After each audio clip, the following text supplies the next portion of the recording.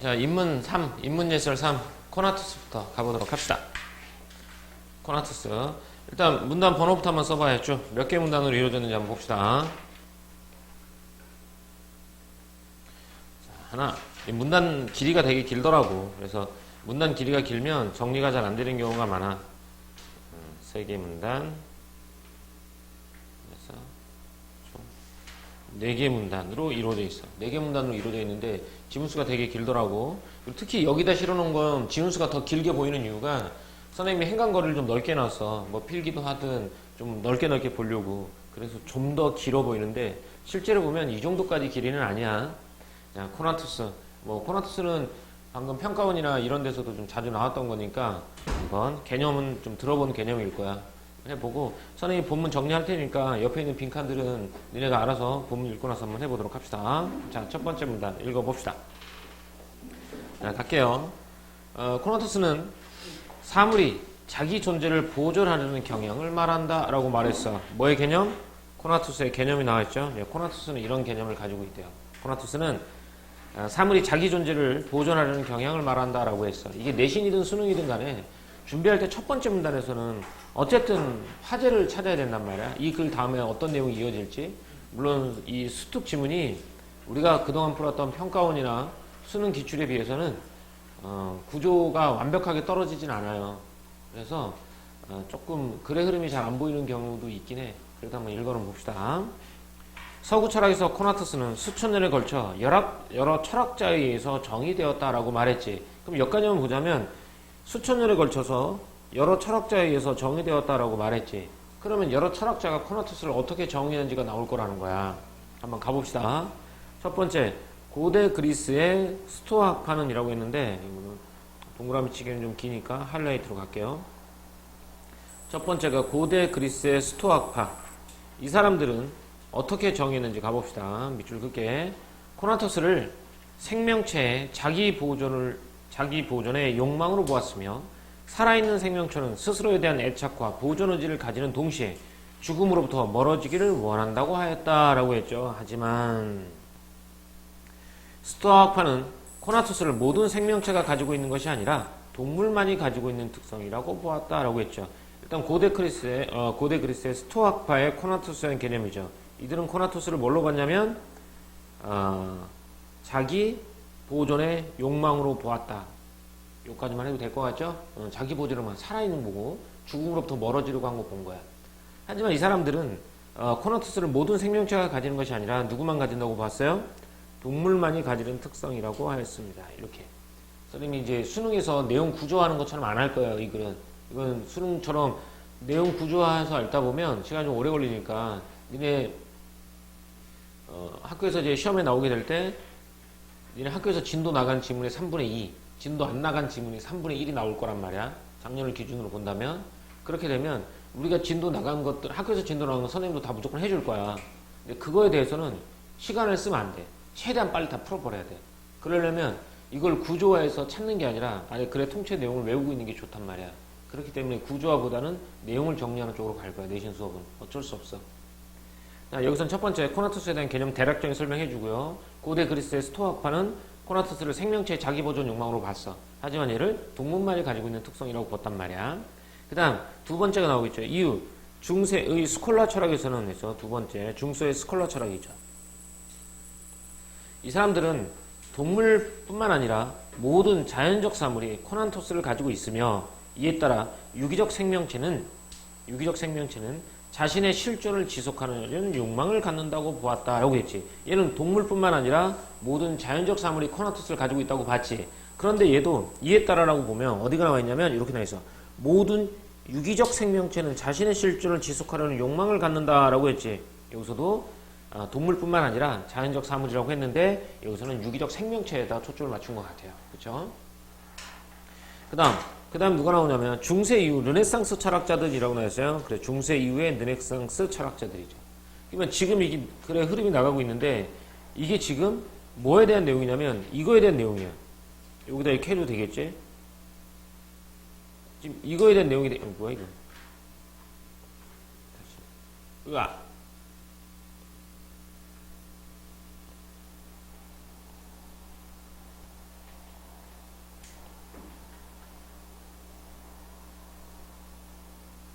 자, 이 내용에 대한 설명을 쭉 해가고 있는 거야. 그래서 고대 그리스부터 시작해서 중세 스콜라, 그리고 중세 후에 르네상스 철학자까지.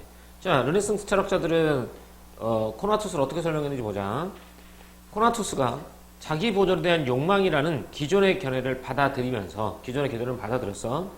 코나투스를 유기적 생명체뿐만 아니라 무기물도 가진 속성이라고 하였다라고 했어요. 그래서 코나투스를 유기적 생명체뿐만 아니라 무기물도 가진 속성이라고 하였다라고 했지. 또한 르네상스 철학자들은 인본주의를 추구하였기 때문에 인간의 욕망을 죄악시하던 종교와는 달리, 욕망을 죄악시하는 종교와 달리, 그 당시 르네상스에는요 인간의 욕망을 죄악시했단 말이야.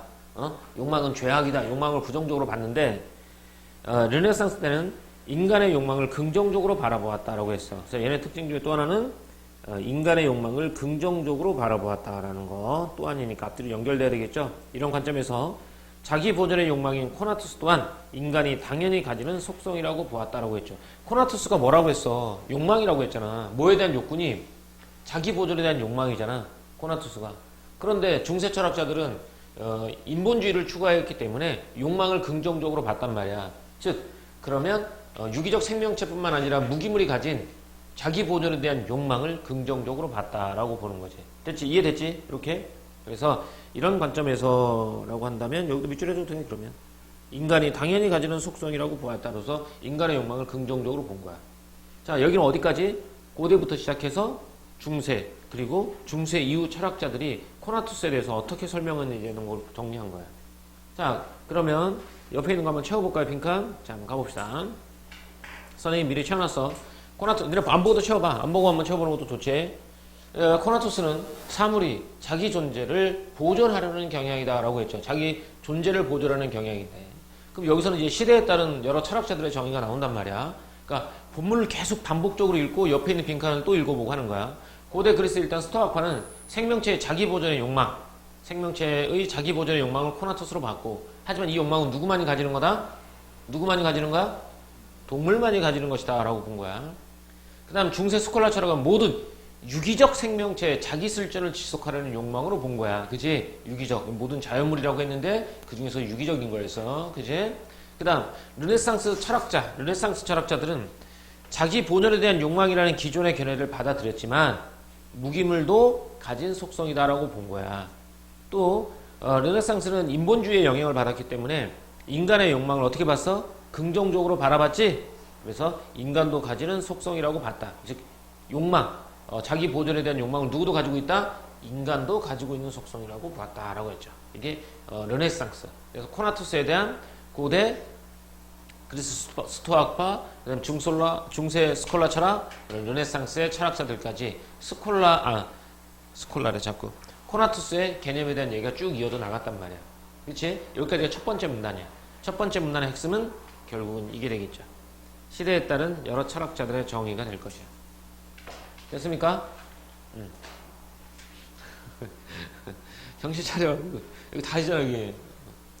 자, 이렇게 됐고요. 그래서 이 파일은 나중에 올려줄 거니까 나중에 다시 한번 봐도 됩니다. 다음. 자기 보존의 욕망이라는 코나투스의 의미는 어디에도 이어졌냐면 근대 철학자들에게도 이어졌다라고 나와 있지. 그럼 여기서는 이제 코나투스 개념에 대한 누구의 근대 철학자들에 대한 이해가 나올 거야. 앞에는 고대부터 중세 르네상스였고 이제는 근대가 나오겠죠. 기존의 관점에만 머무는 것이 아니라 자연을 이해하는 데도 적극적으로 활용되었다라고 했어요. 즉 코나투스가 이제 어디에 기존의 관점 뭐 유기물, 생명체, 인간 이걸 떠나서 자연을 이해하는 데도 적극적으로 활용되었다라고 말했죠. 이런 이제 근대 철학자들이 나오면서 기존의 관점에만 머무는 것이 아니라 자연을 이해하는 데도 코나투스가 활용되었다라고. 그지? 그래서 이제 중세 때 보면 무기물도 코나투스를 가지고 있다고 했어요. 그래서 르네상스 시대 인식을 이어받아 물체 운동에 적용하고자 한 것이야. 물체까지. 대표적인 철학자가 데카르트입니다. 네, 데카르트 나왔죠. 데카르트는 그럼 여기도 이 내용에다가 하이라이트를 해보면 이 다음에 나올 내용은 뭐겠냐면 자기 보존에 대한 욕망이라는 코나투스의 의미는 근대 철학자들에게도 이어졌다라고 했죠. 근대 철학자들에게 이어졌는데 그들은 자연을 이해하는 데도 사용됐다라고 했어. 그러면 근대 철학자들이 자연을 이해하는데 코나투스를 어떻게 사용했는지 한번 가봅시다. 데카르트는 어떤 물체가 현재의 상태를 유지하고자 하는 속성을 코나투스에 의한 것이라고 보았다라고 했어요. 예를 들어라고 했어요. 예를 들어 설명하고 다시 넘어갈게요. 다른 외부적 힘이 간섭하지 않을 때 날아가는 공이 관성에 따라 동일한 방향으로 계속 운동을 지속하는 것은 방향과 운동량을 보존하려는 일종의 자기 보존 욕망에 해당하는 것이다 라고 본 거야. 그러면 사물도 자기 보존의 욕망이 뭘 가지고 있다? 코나투스를 가지고 있다고 본 거야. 물건을 던졌을 때 한쪽 방향으로 계속 날아가려는 관성의 힘 역시 자기 보존의 욕망으로 해석한 거지. 좀 더 가볼게요. 데카르트는 근대 이전의 학자들과는 달리 코나투스에 담긴 생물학적인 함축적 의미를 제외하고 어떤 물체의 상태를 기술하는 중립적인 표현으로만 코나투스를 사용했다라고 본 거야. 여기까지가 데카르트 거야. 자, 데카르트 거 다시 한번 넘어와서 정리하고 갈게요. 일단 데카르트는요, 코나투스를 뭘로 봤냐면 어떤 물체가 현재 상태를 유지하고자 하는 속성을 코나투스에 의한 것이라고 보았다라고 했지. 그 대표적인 게 뭐라는 거야? 바로 관성에 따라, 여기 이것도 역시 관성에 따라 공이 동일한 방향으로 계속 운동하려는 지속하는 것, 이건 역시 자기 보존의 욕망인 코나투스로 본 거야. 됐지? 성경 여기까지 됐지? 데카르트는 이제 물체가 현재 상태를 유지하고자 하는 속성을 코나투스 설명한 거야. 대표적인 게 관성에 따라 동일한 방향으로 계속 운동을 지속하는 것이야. 이게 관성의 법칙이잖아. 이것도 역시 자기 방향과 운동량을 보존하는 일종의 자기 보존의 욕망에 해당한다라고 본 거지. 그러면서 이 데카르트는 근대 이전의 학자들과는 달리 코나투스에 담긴 생물학적인 함축적 의미를 제외한 거야. 그리고 어떤 물체의 상태를 기술하는 중립적 표현으로만 코나투스를 사용했다라고 봐요. 그러니까 생물학적 함축적 의미는 실존적인 거야. 나 자신의 존재, 생존, 내가 살아남기 위해 삶을 유지하고 죽음으로부터 멀어지려고 한다. 이런 거는 이제 생물학적이잖아. 그런 것들을 철저하게 배제하고 물질의 상태만 본 거야. 중립적으로. 가치를 배제하고. 그래서 생물학적 함축적 의미를 제외하고 삶을 좋아하고 죽음을 멀리하려는 이런 존재론적인 걸 떠나서 어떤 물질의 상태를 기술하는, 물질의 상태를 기술하는 중립적인 표현인 거지. 물체가 한번 굴러가. 계속 굴러가지. 한쪽 방향 계속 굴러가라는 거. 이게 코나투스야. 자기 현재 가지고 있는 방향과 운동량을 보존하는 거. 자기 가만히 있는 애 밀려고 하면 잘 안 밀리려고 하지. 이것도 역시 뭐야? 현재 자신을 위치를 유지하려는 코나투스라고 본 거야. 그러니까 이건 사물의 상태를 기술하는 중립적인 것으로 사용했다는 거죠. 이게 데카르트예요. 자, 근데 지금 철학자들이야. 데카르트가 있다면 누구도 있다? 홉스도 있겠죠. 자, 홉스 보세요. 홉스도 자연을 이해하기 위한 방법으로 코나투스를 활용했단 말이야. 얘도 홉스 역시 자연을 이해하는 방법으로 코나투스를 활용했어. 홉스는 코나투스를 인간이 알기 어려운 단위에서 벌어지는 물체 운동이라고 말하였다라고 했죠. 홉스가 말하는 코나투스는 뭐냐면요, 인간이 알기 어려운 단위에서 벌어지는 물체 운동이라고 말했죠. 이게 홉스가 바라본 코나투스의 개념인 거야. 됐죠? 데카르트는 사물이 자기 현재 상태를 보존하려는 것으로 봤고, 홉스는 인간이 알기 어려운 단위에서 벌어지는 물체 운동이라고 본 거야. 우리가 관찰하는 모든 운동은 코나투스의 집합이라고 했다. 홉스는 걷기나 말하기 같은 인간의 움직임도 코나투스에 의한 것으로 보았는데, 이러한 관점에 따르면 심장을 통한 혈액의 순환 등 인체의 자기 보존을 위한 생물운동 역시 코나투스에 의한 것이 된다. 즉, 홉스에 따르면 코나투스는 어떠한 방향으로 향하기 위한 노력이며 인간의 자기 보존 욕망도 생존이라는 방향성을 갖는 노력이라고 할 수 있다고 했어. 결국 코나투스는 방향성이라고 본 거야.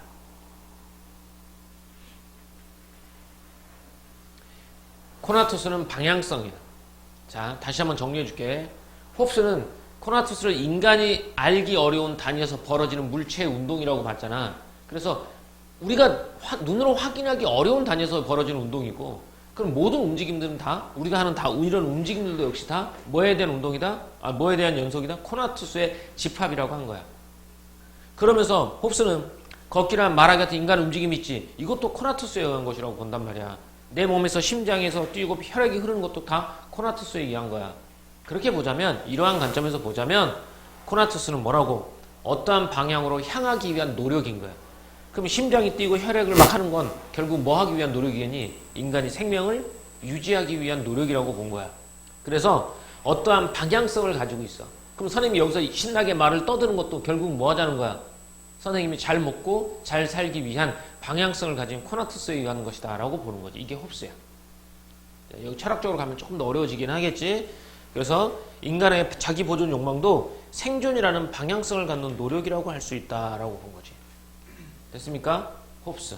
홉스는 눈에 보이지 않는 인간이 알기 어려운 단위에서 벌어진 물체의 운동. 그래서 우리가 하는 모든 것들은 코나투스의 집합. 그래서 코나투스 집합. 그래서 우리가 하는 일상 행동 역시 코나투스에 의한 것. 코나투스에 의한 것. 이런 거 심장의 박동이라든 이런 것들 다 생존이라는 생명운동 역시 코나투스에 의한 것. 하지만 코나투스는 결국 뭐라는 거야? 일정한 뭘 가지고 있다? 일정한 방향성을 가지고 있다. 그 방향성을 가기 위한 노력인 거야. 즉 우리가 많은 모든 행동들은 다 자기 보존도 역시 생존이라는 방향성을 갖는 노력이라고 본 거지. 이게 홉스가 바라본 코나투스가 되겠습니다. 자, 다음 링크를 한번 채워볼까요? 그러면 첫 번째 문단 채웠죠. 두 번째 문단 가봅시다. 여기서 이제 데카르트하고 홉스가 정의한 코나투스의 개념 가봅시다. 자, 얘는 근대죠. 얘는 근대. 기존의 관점에만 머무는 것이 아니라 자연을 이해하는 데도 적극적으로 활용했단 말이야. 근대에서는 자연을 이해하는 데도 적극적으로 활용했고. 자, 데카르트. 어떤 물체가 현재 상태를 유지하고자 하는 속성을 코나투스에 의한 것으로 봤다는 거지. 그래서 얘 관성의 법칙도 일종의 자기 보존의 욕망이라는 거야. 그렇죠? 그러면서 이 사람은 어떤 생물학적인 함축적 의미, 생존 이런 거 다 배제하고 철저하게 어떤 이거 오타네.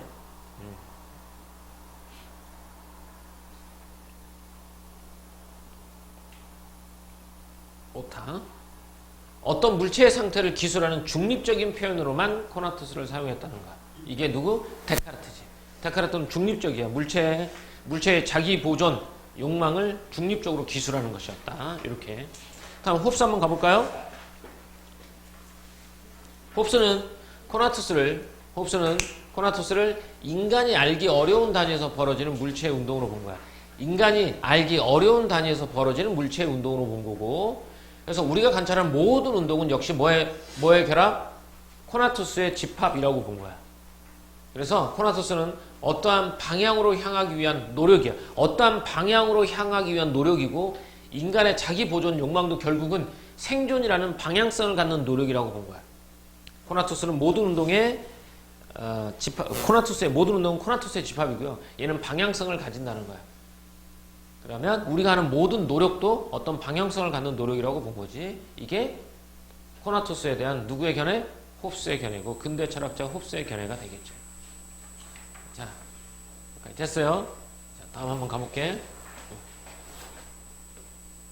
다음 문장 가볼게. 그다음 코나투스에 대해 가장 적극적인 태도를 보인 근대 철학자는 누구다? 스피노자라고 했으니까 여기서는 이제 스피노자에 대해서 나올 것 같아요. 근대 철학자 스피노자. 스피노자 역시 다른 학자들과 마찬가지로 자기 보존을 위한 욕망이라는 관점에서 코나투스를 바라봤어요. 그러니까 스피노자도 마찬가지야. 지금처럼 자기 보존을 위한 욕망이라는 관점에서 코나투스를 바라본 건 맞아. 그죠? 이건 맞단 말이야. 다음 스피노자에 따르면 실존하는 것은 실제 존재하는 것, 실존하는 것은 신 또는 양태이다라고 말했어요. 그러면 신 또는 양태가 뭔지 모르지. 그럼 이거에 대한 설명이 뒤에 나올 거란 말이야. 스피노자가 말하는 신은 종교에서 말하는 인격적이거나 정신적인 존재가 아니라 우리가 알고 있는 자연 그 자체이며 무한한 속성을 가진 유일한 실체이다 라고 했어. 정리할게요. 뭐라고요? 신이 우리가 살고 있는 자연 그 자체이며 끊없는 속성을 가진 유일한 실체이다 라고 했죠. 무한한 속성, 끝이 없다는 얘기야. 끝없이 유지하고 존재하는 유일한 실체, 이게 뭐라고? 이게 신인 거죠. 그럼 그 다음에 뭐가 나오겠니? 양태가 나오겠죠. 실체의 여러 속성이 유한한 형태로 나타나는 모습이 양태이며 인간이나 기타 모든 사물은 양태로서 존재한다라고 했죠. 그러면 양태는 뭐가 되겠어? 실체의 여러 속성이 유한한 형태로 나타난 모습이 양태이며 인간이나 기타 모든 사물은 양태로 존재한다라고 했어.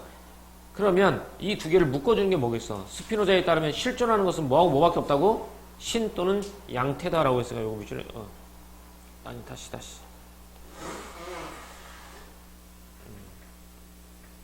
이렇게 되겠죠.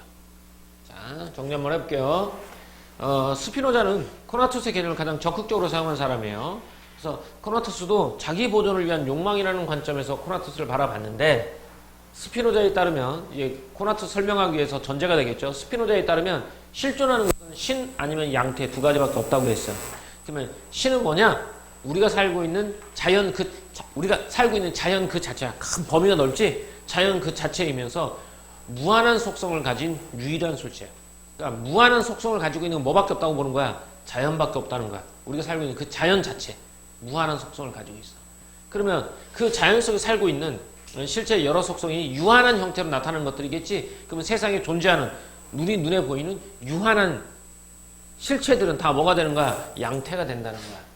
양태. 그래서 사람도 역시 유한성을 가지고 있기 때문에 사람, 기타 모든 사물은 이런 양태로서 존재한다라고 본 거야. 알겠죠? 무한한 신, 유한한 존재인 양태, 자연 그 자체인 신, 사물의 개체인 양태, 이렇게 볼 수 있겠지?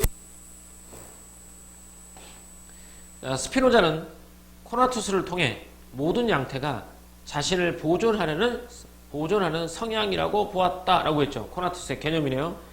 모든 양태가 자신을 보존하려는 성향이라고 보았다라고 했죠. 그러니까 이 세상에 존재하는 유한한 모든 존재들은 자기 보존에 뭘 가지고 있다? 자기 보존에 욕망을 가지고 있다. 그걸 뭐라고 봤다? 코나투스라고 본 거야. 자, 코나투스는 사물의 본질 그 자체이기 때문에 의도적이거나 지향적인 성격을 갖지 않는다라고 했지. 누구의 견해랑 반대되지? 아까 누가 지향성 있었지, 앞에서. 지향성을 갖고 있는 거 누구였습니까? 홉스. 홉스는 눈에 보이지 않는 단위에서 일어나는 운동, 노력이라고 봤고, 그 노력은 바로 방향성을 가지고 있다고 했지. 그래서 우리가 모든 행동하는 것도 코나투스의 집합이고, 그것 또한 역시 생존이라는 방향성을 가지고 있는 노력이라고 봤는데, 이 사람은 지향적인 성격을 갖지 않는다고 했어. 의도적이지 않는다고 했어. 본질 그 자체이기 때문에 코나투스가. 그래서 코나투스가 없다면 양태는 그 본질을 잃어버린 것과 같으므로 자신의 존재를 보존할 수 없다는 것이라는 거지. 그래서 코나투스가 본질 그 자체야. 본질 그 자체야. 그러면 본질이 없다면 그 사물은 존재할 수 없겠지. 그래서 사물을 존재할 수 있게 하는 게 바로 코나투스라는 얘기가 되겠죠. 좀 더 읽어볼게.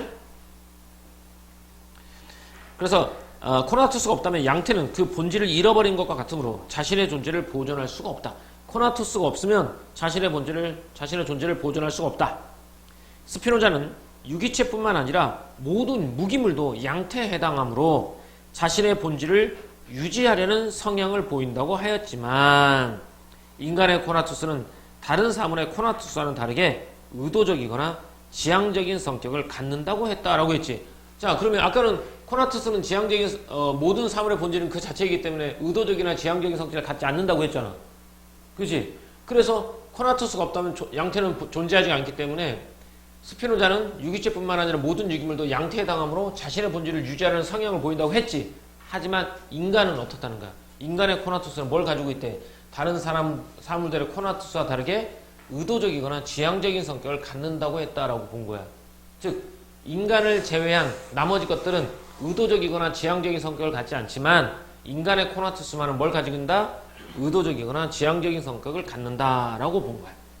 자, 다시 조금만 더 정리 한번 해볼게요. 양태는, 밑줄 한번 가볼까? 양태는 그 본질을 잃어버린 것 같아서 자신의 존재를 보존할 수 없다라고 했어. 뭐가 없다면? 코나투스가 없다면. 그렇지? 그래서 모든 유기체뿐만 아니라 모든 무기물도 양태에 해당하므로 자신의 본질을 유지하려는 성향을 보인다고 하였지만, 인간의 코나투스는 다른 사물들의 코나투스와 다르게 의도적이거나 지향적인 성격을 갖는다라고 했단 말이야. 자, 여기서 이 스피노자가 본 건 코나투스는 뭐라고? 본질이야. 본질이 없으면 사물은 존재할 수가 없어. 그래서 생명체뿐만 아니라 모든 무기물도 뭘 가지고 있어? 모든 양태들은 다 코나투스가 있어야만 해. 그런데 인간의 코나투스는 다른 사물들의 코나투스와 다르게 의도적이거나 지향적인 성격을 갖는다라고 했어. 그러면 뭐에 대한 지향적인 성격을 갖는지 한번 가보자. 스피노자는 인간의 코나투스를 나누어 설명했는데 자신의 존재를 유지하려는 노력이 정신의 측면에서 나타나면 코나투스를 의지라고 하였고, 의지. 코나투스를 나누어 설명했단 말이야. 자신의 존재를 유지하려는 노력이 정신의 측면에서 나타나면, 정신의 측면에서만 나타나면 의지. 정신과 신체에서 동시에 표현되는 코나투스를 뭐라고 했다? 욕구라고 했어. 코나투스를 두 개로 나눈 거야. 그러니까 코나투스는 결국 다시 말하면 자기 보존의 욕구라는 거 그대로 받아들였잖아. 자기 보존의 욕구야. 이게 본질이니까 얘가 없으면 안 돼.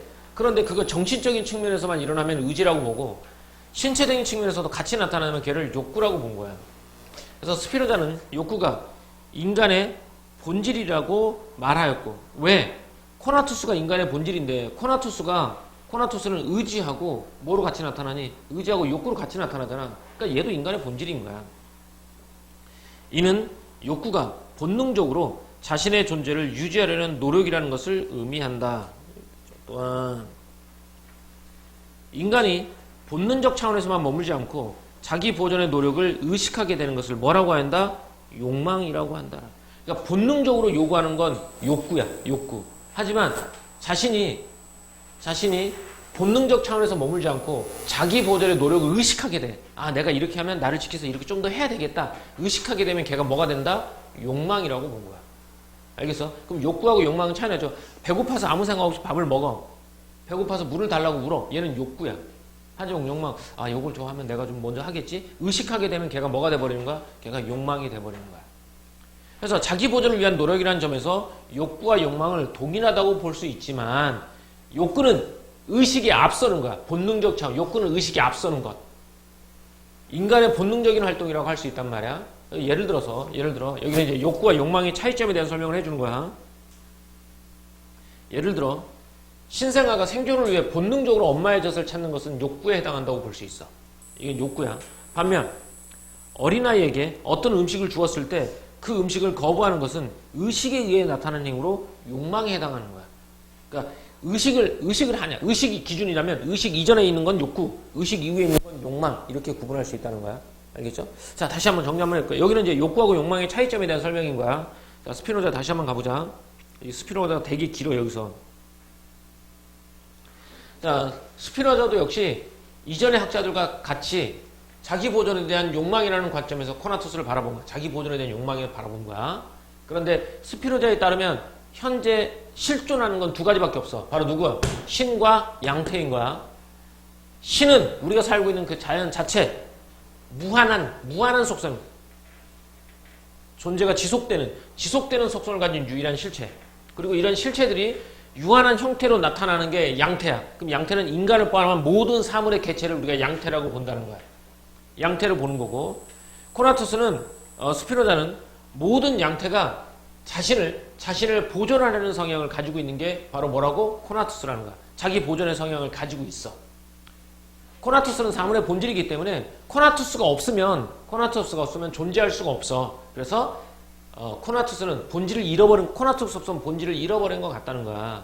그래서 자기 존재를 보존할 수 없지. 그래서 코나투스를 자기의 본질을 보존하는 성향으로 본 거야. 그렇죠? 이렇게 돼. 그런데 인간의 코나투스는 다른 코나투스와 다르게 의도적이거나 지향적인 성격을 갖는다라고 말을 했어. 즉 다른 사물들은 의도적이거나 지향적이진 않지만 인간만은 의도적이거나 지향적인 성격을 갖는다고 얘기했단 말이야. 자, 여기까지 일단 잘라놓고 볼게. 그래서 스피노자는 인간의 코나투스를 나누어 설명했는데 자신의 존재를 유지하려는 노력이 정신의 측면에서만 표현되는 것을 의지, 정신적인 측면에서는 의지, 정신과 신체에서 동시에 나타나는 코나투스를 욕구라고 본 거야. 그렇죠? 근데 스피노자는 욕구가 인간의 본질이라고 말했죠. 인간의 본질이라고 말해서 욕구는 자신의 존재, 즉 코나투스를 유지하려는 게 욕구인 거야. 본능적으로. 자신의 존재. 그래서 존재를 유지하려는 노력이라고 욕구라고 본 거야. 근데 인간이 본능적 차원에 머물지 않고 자기 보존의 노력을 의식하게 되면 그건 뭐가 된다? 욕망이 된다라고 했다는 거야. 그래서 욕구와 욕망의 차이를 들어서 설명했어. 욕구와 욕망의 차이점은 의식 이전이면 욕구, 의식 이후면 뭐가 된다? 욕망이라고 본 거야. 자, 얘를 정리를 한번 해보자. 스피노자 거. 좀 선생님이 조금 정리를 다 했어요. 가봅시다. 자, 여기 봐. 스피노자가 정의한 코나투스의 개념과 특징을 한번 봅시다. 스피노자, 코나투스를 모든 양태가 자신을 보존하는 성향으로 본 거야.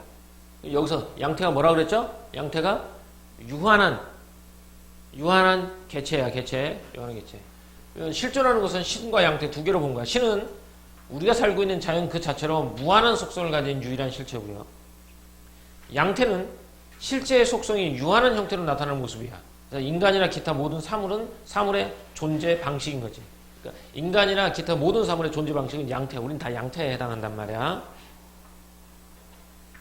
자, 코나투스는 유기체뿐만 아니라 모든 무기물도 양태에 해당한다고 본 거야. 양태에 해당하고 자신의 본질을 유지하라는 성향을 보이는 게 코나투스야. 코나투스는 유기체뿐만 아니라 모든 유기물이 자신의 본질을 유지하라는 성향을 보인다라는 거지. 오타가 있냐 이렇게. 인간의 코나투스는 다른 사물들의 코나투스와 다르게 의도적이거나 지향적인 성격을 가진다라고 했어. 의도적이나 지향적인 성격을 가졌어. 그래서 얘는 코나투스를 어떻게 설명했냐? 나누어 설명했단 말이야. 의지와 욕구로. 자신의 존재를 유지하려는 노력이 정신적인 측면에서만 표현되면 의지. 또 정신과 신체에서 동시에 표현되면 욕구. 이데 욕구는 인간의 본질이라고 본 거고 본능적으로 자신의 존재를 유지하려는 노력을 뭐라고 봤다? 욕구라고 본 거야. 다만 이 욕구와 본능적 차원에서 머물지 않고 자기 보존의 노력을 뭐 하게 되면 의식하게 되면, 의식이 포인트야. 의식하게 되면 우리는 그걸 뭐라고 부른다? 욕망이라고 부른다라고 했죠. 여기에 스피노자께 조금 어렵죠. 스피노자께 조금 어려운데 글이 어려우면 어떻게 하냐면 좀 반복해서 자꾸 읽어보는 연습을 하도록 하세요. 스피노자 거. 스피노자 모든 생명체뿐만 아니라 무기물도 자기 존재를 보존하려는 욕구를 가진다라고 말했어요. 그래서 코나투스는 뭐라고 하냐? 사물의 본질 그 자체이다라고 해서 의도적이거나 지향적인 성격을 갖지 않지만 인간의 코나투스는 다른 사람들과 다르게 의도적이거나 지향적인 성격을 갖는다라고 말했고 정신적인 측면에서만 일어나는 코나투스를 의지, 그리고 신체적인 측면에서도 같이 나타나는 코나투스를 욕구는 인간의 본질이라고 말하면서 생존의 본능적 욕구가 이는 욕구가 곧 본능적으로 자신의 존재를 유지하는 노력이라는 것을 의미한가. 본능적이야. 근데 자신을 보존하는 노력이 본능을 넘어서 어디로 가게 된다면 의식하게 된다면 걔는 뭐가 된다? 욕망이 된다라고 말했죠. 그래서 욕구와 욕망의 차이에 대해서 설명하고 있었습니다. 자, 다음 한번 가볼까요? 코나투스 마지막 문단이죠. 아까 인간의 코나투스는 뭘 가진다고 했니? 의도적이거나 지향적인 성격을 가진다고 했지. 그게 인간이란 말이야. 그러니까 인간은 뭘 가진다는 거야? 결국 욕망을 가진다고 보겠죠. 스피노자는 인간이 단순한 생존을 넘어서 더 나은 삶을 지속하고자 하는 욕망을 가진다고 보았다라고 했죠. 이를 위해 타인과의 공존이 필요하다고 하였다라고 했어요. 그래요. 스피노자는 인간이 단순히 생존을 넘어서 더 나은 삶을 지속하고자 하는 욕망을 가진다고 보았어요. 그래서 이를 위해서는 뭐를 한다? 타인과의 공존이 필요하다고 하였다라고 했죠. 이게 스피노자의 주장입니다. 스피노자는 본능적인 욕구뿐만 아니라 의식적으로 욕망을 가지게 되는데 어떤 욕망이냐면 단순히 생존을 넘는 건 저건 욕구였잖아. 욕구를 넘어서 욕망을 가지게 돼요. 욕구를 넘어서 욕망을 가지게 되는데 그러기 위해서는 뭐 해야 된다? 타인과의 공존이 필요하다고 본 거야. 타인과 공존해야 된다. 스피노자에 따르면 코나투스는 불변하는 실체가 아니라 실체가 여러 모습으로 나타나는 현실적인 양태이고 따라서 코나투스는 타인과의 관계 속에서 변화가 가능하다라고 했죠. 코나투스는 변하지 않는 실체가 아니라 실체가 여러 모습으로 나타나는 현실적인 양태란 말이야. 그래서 코나투스는 타인과의 관계 속에서 변화가 가능하다라고 말합니다. 코나투스가 변화가 가능하다고 말해요. 인간은 타인과의 관계를 맺으면서 어떠한 자극을 받게 되고 이는 인간의 정신과 육체의 변화를 주게 된대요. 스피노자는 이러한 자극과 변화의 과정이 기쁨과 슬픔이라는 두 가지 원초적 감정으로 나타난다고 했다. 자, 얘네들은 타인과의 관계 속에서 변화가 가능하다고 했는데, 이것도 한번 해볼까? 타인과의 관계를 맺어. 그럼 얘는 뭐 되겠니? 자극을 받게 되겠죠? 얘는 정신과 육체의 변화를 주게 됩니다. 육체의 변화가 되겠고, 이러한 자극은, 자극과 변화 과정이, 이런 자극과 변화 과정이 기쁨과 슬픔이라는 두 가지 원초적 감정으로 나타난다고 했습니다. 그래서 기쁨은 또는 슬픔이 이렇게 나와 있죠. 사람들과의 관계 속에서 관계를 맺으면서 자극을 받게 되고, 이런 자극은 정신과 육체의 변화를 주게 된단 말이야. 스피노자는 이러한 자극을 받게 되고, 장용아, 자극을 받게 되고 변화의 과정을 거치잖아. 이게 기쁨과 슬픔이라는 두 가지 원초적 감정으로 나타난다고 보는 거야. 기쁨은요, 나타나면 코나투스가 증가하고요, 슬픔이 나타나면 코나투스가 감소한다는 거야. 즉, 다른 사람들과의 관계 맺고 자극을 받고 육체적으로 변화를 주게 되잖아. 이런 것들이 기쁨을 느끼게 된다면 자신의 코나투스가 증가하는 거고요. 여기서 코나투스는 뭐겠네? 자기 보존의 욕망이야. 더 잘 살려는 욕망, 이런 것들이 증가하게 되고, 슬픔이 나타나면 잘 살고 싶은 욕망, 자기 본질에 대한 욕망, 이런 것들이 감소하게 된다고 보는 거야. 기쁨과 슬픔 두 개가 나타나니까.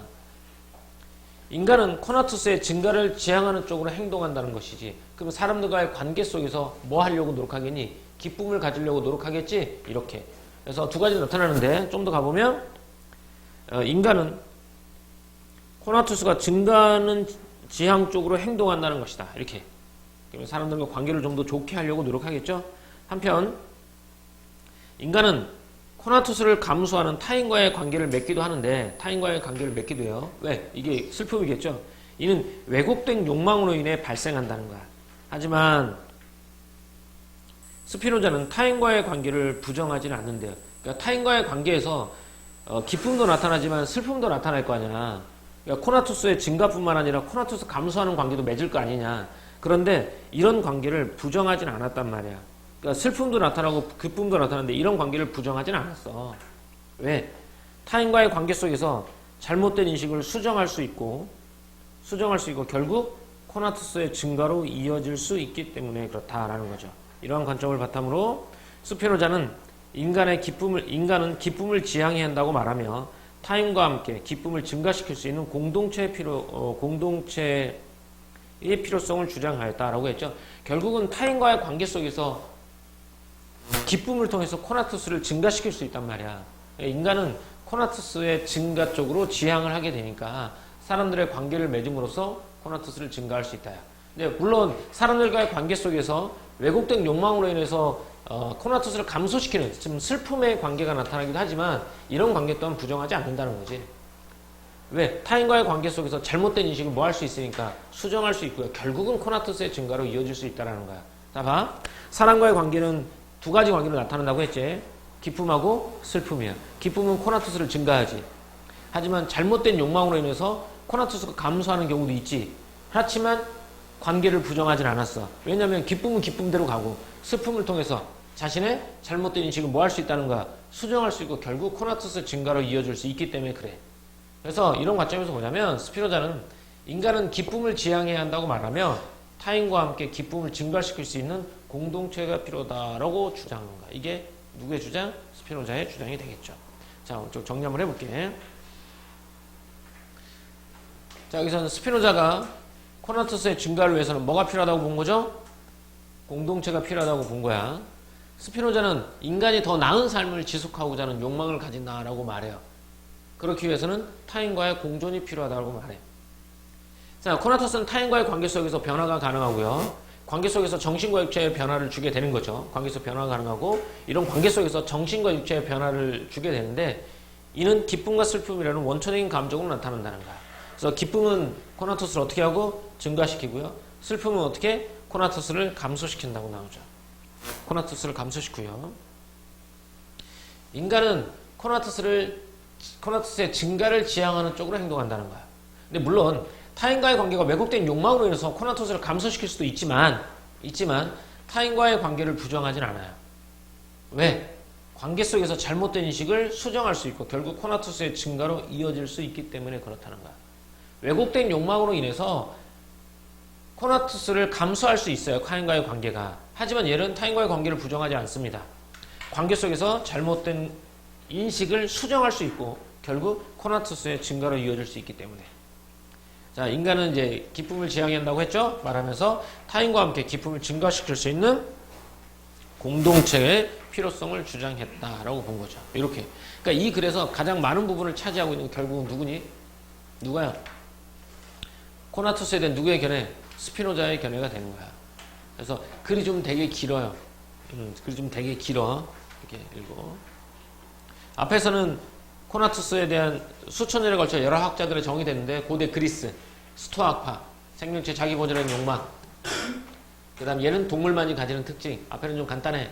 그 다음 중세 스콜라 철학.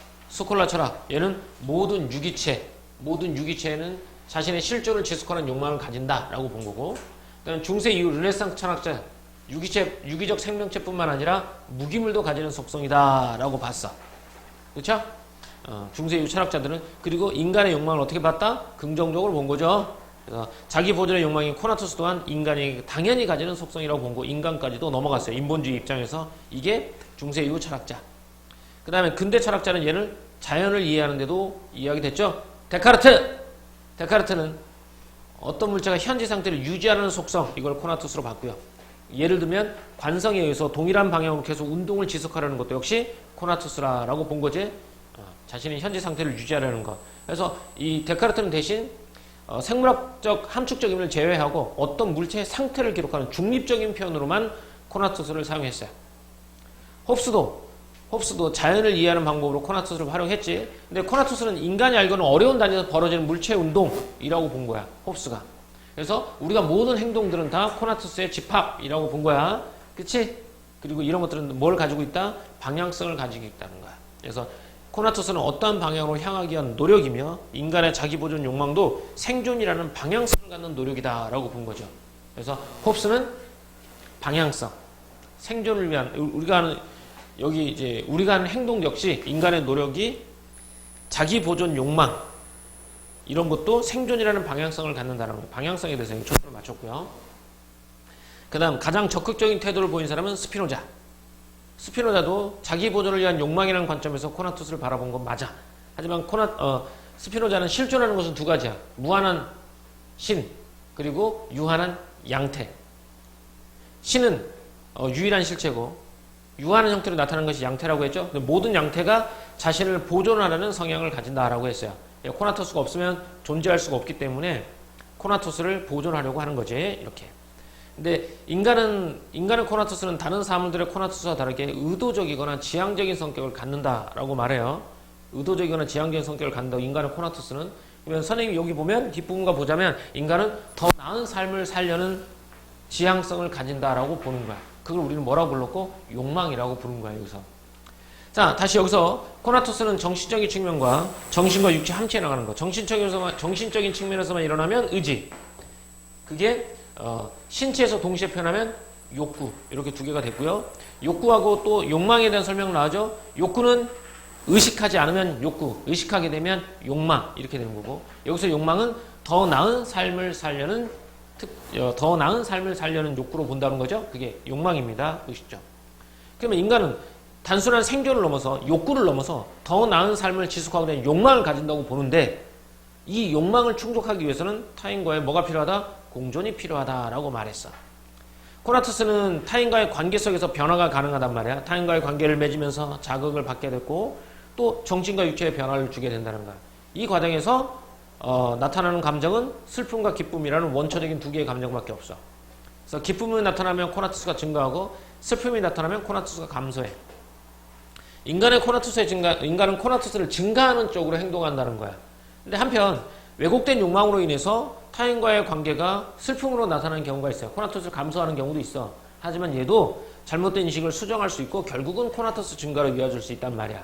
이런 관점에서 보자면 스피노자는 인간은 기쁨을 지향하기 때문에 여기서 말하는 기쁨은 사람들과의 관계 속에서 코나투스를 증가시키는 기쁨을 느낄 수 있기 때문에 공동체의 필요성을 주장했다라고 보는 게 코나투스의 주장입니다.